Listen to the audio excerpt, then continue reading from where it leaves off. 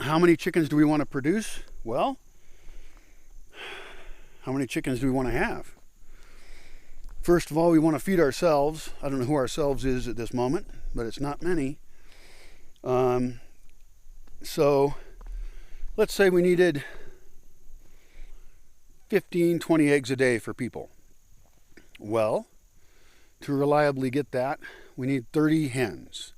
So 30 hens are raised for Bosque egg production, for eating. How many hens do I want to create and sell every year? Well, this all affects the cost of the project. The brooder, though, is really great. The brooder is awesome because, and we have, after they're bigger than chicks, they go outside into places with covered areas and they're pullets, right? And we've got more space like that. And we want to put in new batches of chicks. So we want to raise them to a certain age.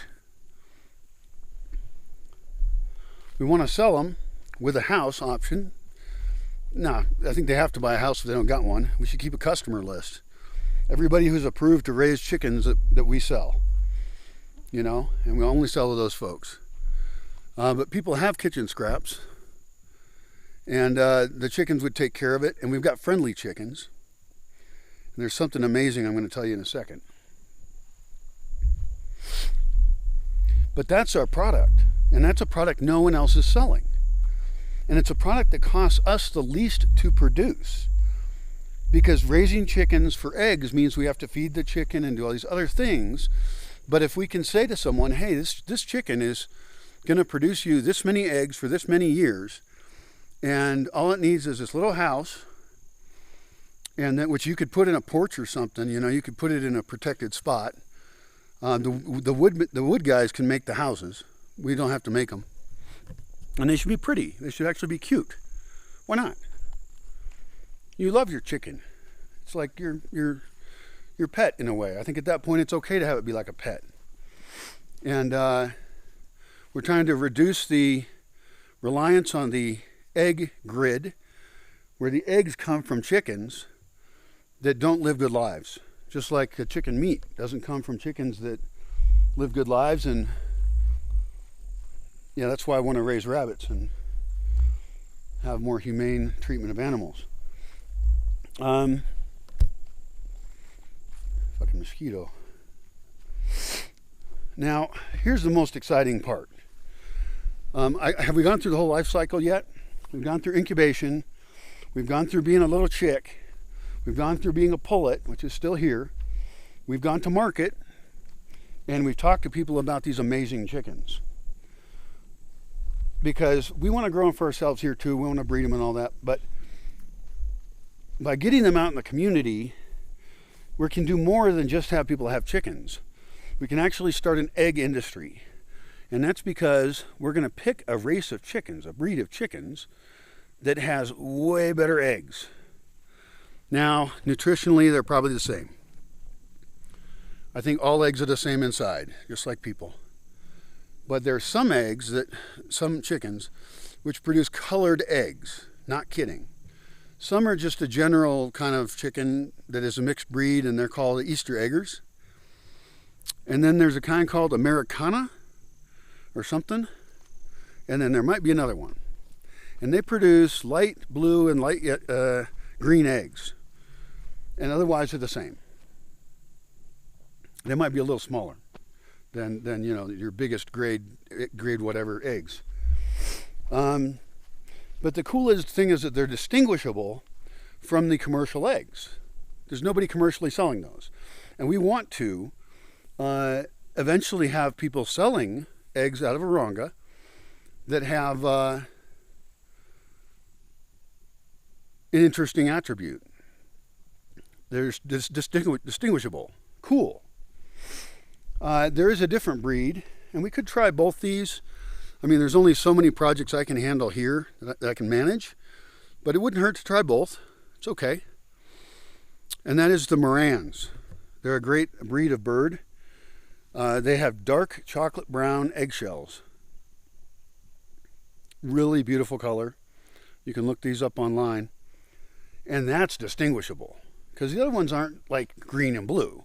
they're kind of have a tint of it. You know, it's not enough. It's all right. We should do both. It's fine. But I like these Morans.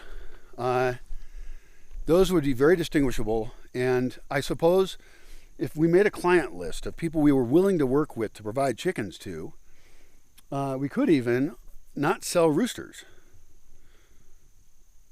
If we wanted to control, you know, what happens. Because they're going to mix breeds and everything, and I don't know. Also, I don't know that I want the brand to get built here. And so I don't want to encourage other people to do this in other places. I don't want them to come here, buy a rooster and a hen, and then go reproduce their own Morans. That's very competitive of me. It's very out of character, actually.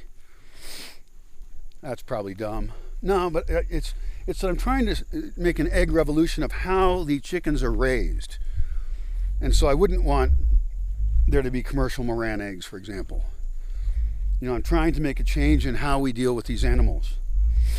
So we've got our friendly hens as a product. You know, we keep raising them here. We track them all individually. What else is there? Food scraps from town. I think I hinted at that. But anytime anybody goes to town, we can have ways of putting 5-gallon buckets in their vehicle. Any restaurant, any food waste, you know, as long as it's not poison, then chickens can eat anything. So all the organic waste of Amerauca, we're willing to accept. There are also fish bodies way over in Pátzcuaro. We could give those to chickens. It's what's left over after they cut the meat off. It's not the best thing though, because these little bones end up being very inconvenient. Also, fish smell a huge ton. My goodness, when they're rotting. And so, in general, unless we had some other system, that's out. But the idea is to feed these chickens with as little commercial food as possible. Should we raise black fly larvae? Maybe. You can look that up. I could do a whole video about, you know, imagining that. Black fly larvae are an easy insect to raise. And I think you feed them food scraps too. But you're moving them up the food chain a little bit. And chickens really like protein. So, and we don't eat a lot of protein here. So, there are insects we could potentially raise for chickens. We could rotate them through courtyards. I think we covered that. The end result is that in some short time, you would see colored eggs showing up as a specialty item in the Amerauca market, and you would see dark chocolate brown eggs in the market as well. I don't know if it'd be worth it for a restaurant to sell eggs when you don't get to see the shell, like say, oh, it's this kind of egg. You could sell hard-boiled eggs, I guess.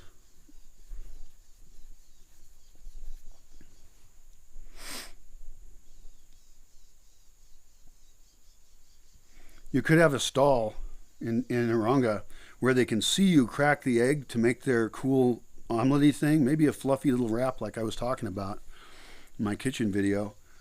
We could think about the marketing end later.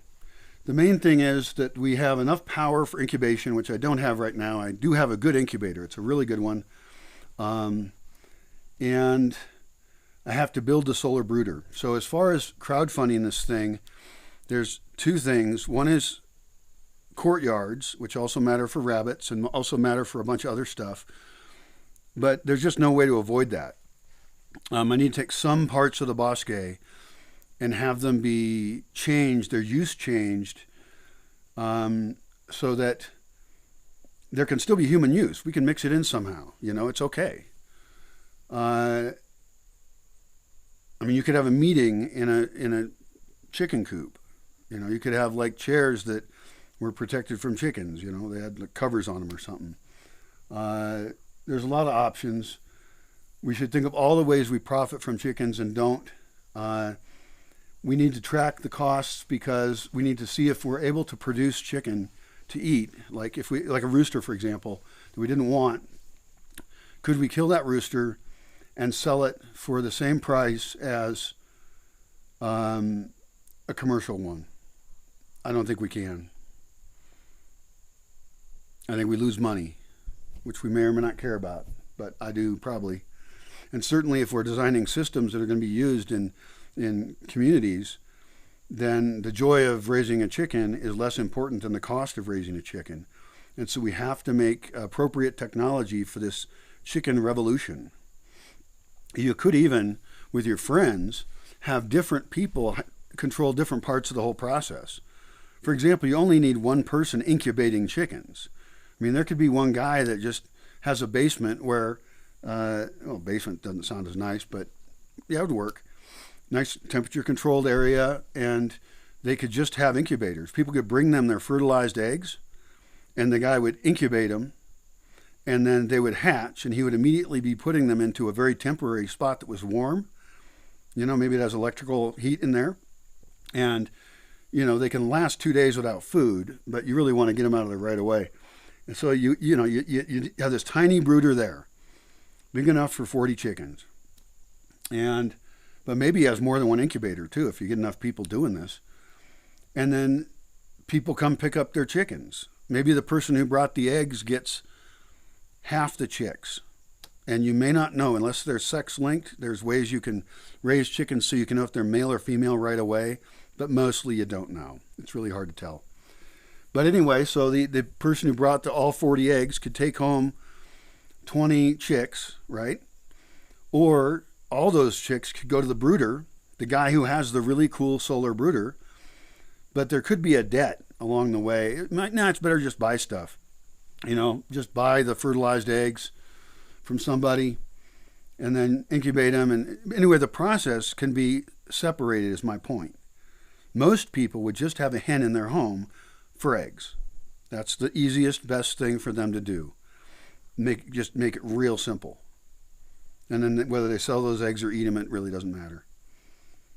The solar brooder should be centralized. And you know, you design the system at a reasonable level to handle a certain number of chicks. You can do the math on how long they're, you know, you collect the eggs, and then you're in an incubator, then you're in the brooder for babies, and then you're in the brooder for pullets, and then your isolation area to see who's laying.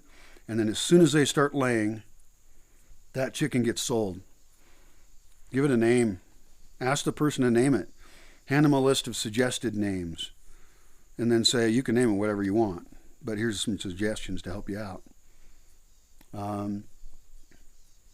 Have a video online that, you know, people can watch, because people have phones and stuff, that is all of the information on a web page that's easy to access about everything about raising your chicken and about our philosophy of chickens and what you can feed your chicken and whether or not you need to clip your chicken's feathers, you know, based on your stuff, and how to protect it against dogs and things. And some dogs eat chickens and some don't. You know, can you train your dog not to be a chicken killer?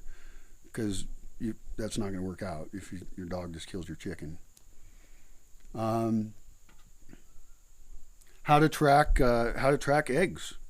How many eggs you get. Have a calendar. Print out a calendar or draw one up, or make a list, and then put it into a spreadsheet. Suggest this. Put it into a spreadsheet, and you can see how many eggs they're producing. A lot of people only have like 2 chickens. I would recommend people not have only 1 chicken. That seems really mean and rude. So we would want to make an agreement with our clients, essentially, because they're on a subscription service. In 2 to 3 years, they're going to want new chickens. And it's probably best just to kill one and eat it. Or get your new chickens, right? And it's easy to tell the difference. 2 are young and 2 are old. And then kill a chicken and eat it. Hey, don't yap at all. No yapping. No.